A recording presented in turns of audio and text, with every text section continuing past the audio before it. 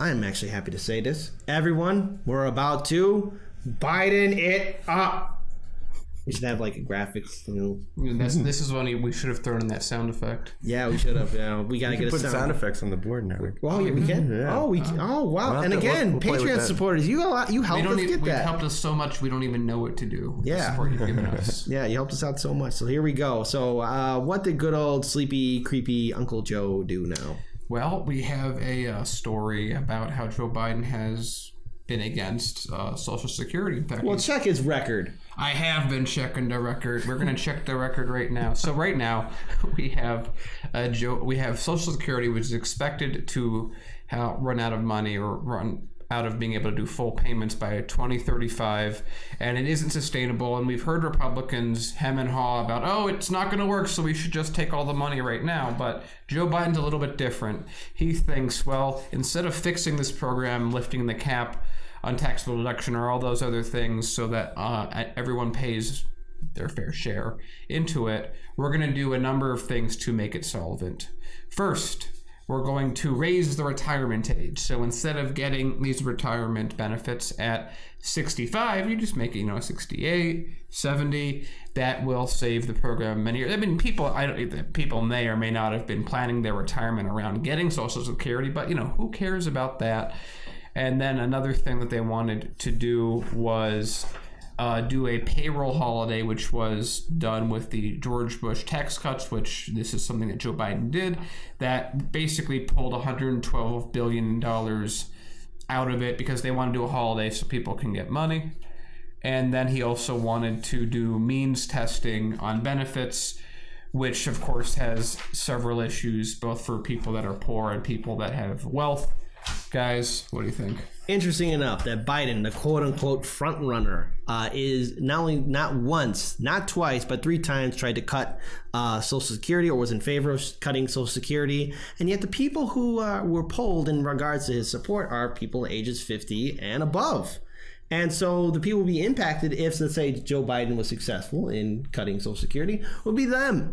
See, this goes again to this whole concept of neoliberal politicians. And Joe Biden, our former Vice President Joe Biden, is the atypical neoliberal politician. And this is apparently who the Democrats were hoping would be the big front runner, who is pragmatic, who's on the middle of the ground, who could bring back the good old days of the Obama administration. But as we look back at the Obama administration, we find a lot of faults in that picture. We find a lot of faults in that mythology that he was this great president. Yes, he could speak well, and yes, he worked with others great, but at the end of the day, the Obama administration passed a lot of policies that are still impacting us today, and he gave that to President Trump. And now Joe Biden is somehow trying to convince younger voters and the next generation of voters that he's their guy. He's going to do everything right. I don't believe him for one single second. I don't know why he's in this race. Not once, but twice. He's a 2-time failed presidential candidate.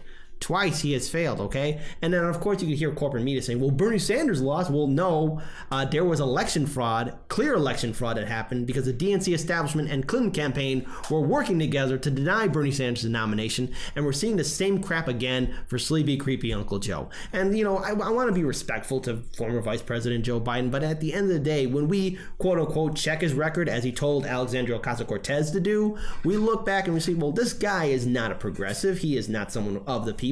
He is a neoliberal corporate Democrat, Paul. Yeah, check my record, but don't tell anyone about it. No, again, he's a moderate Republican.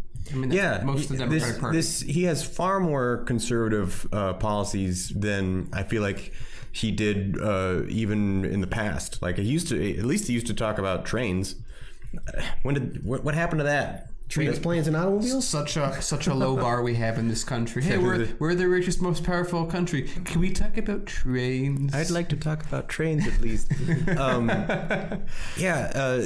When did it happen that even amongst neoliberals, it used to be you had to support Social Security. You couldn't go against Medicare or Medicaid or these particular programs that are necessary for elderly Americans, and particularly in the cases of Medicare and Medicaid for lower income Americans. Well, Medicare would be for Social Security Americans. Anyway, it used to be that these are so popular, right? These FDR programs were so popular that you could not ever think to run against them. And he doesn't even seem like he's shying away from this that much, that he's straight in the conservative right-wing camp of like, you know what, we got to save money. I'm going to take the little bit that we're giving that makes people's lives better and use that because we need more subsidies for oil companies, because we need more money for war. That's what the American people want. Not money in their pocket, not help with their retirement, not health care.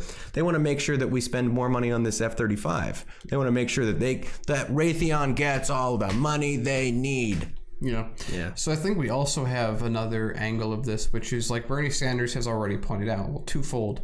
One is stop just having Republicans just take money from the Social Security fund. That would be one thing that would make it last longer.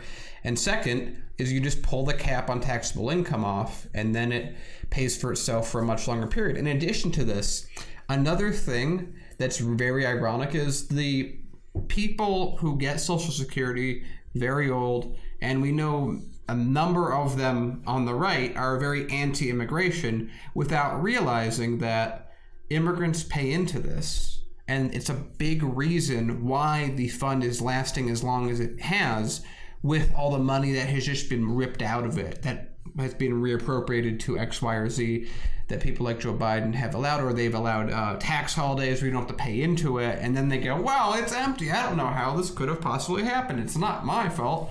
And so you could fix it. That's one way of doing it. Or you just, again, nickel and dime. Well, you can't retire at 65. You have to retire at 70. That makes people have to pay into the system for 5 more years and get to use it for 5 years less. Yeah, you can get Social Security benefits once you're 115 years old. Nobody that's younger than 115 needs help from the government. If you're older than that, we understand. Yeah, and so this, I mean, why was Social Security set up to begin with? It was set to begin with because many elderly people were living on the streets. Many couldn't be taken care of by their family, or wouldn't be taken care of by their family. It was a disaster. It was a disaster, and it was just a terrible life that you would get to the point where you couldn't make enough money. And this is the, good old nostalgic America where you couldn't make enough money, so you would just die on the street, even though you lived a successful life or what have you, you're too old or whatever. So they did Social Security, which in a sense is a UBI of sorts, that people could live off of. And today, it's looked at as a piggy bank. Yep. And just remember, the person who helped implement it was FDR for Social Security. And he has gone on the record about on that policy in regards to people who want to change it or make it better. And he says, beware of those who say, well, we like this idea, but we can make something better. Just trust our version. And the thing is, beware of those who want to, put on, no, trust our version. We're going to take money out and make something better. Really? Well, let's look at who helps donate and funds those same politicians, both Republican and Democratic establishment leaders who want to get rid of Social Security. Look at the people who are funding them. Look at the people who are giving them money. And let's look at their record. And let's really carefully look at former Vice President Joe Biden's record, his time as being a congressman and as a United States Senator. We have to hold our politicians accountable. And again, don't believe the poll where it shows Biden is in the lead. It's manufactured. It's all hyped up.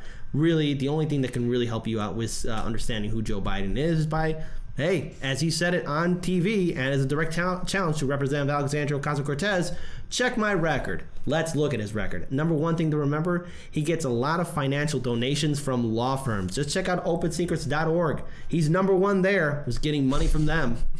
He's number one. And that poll is not fake, so there we go. Hey everyone, did you like that video?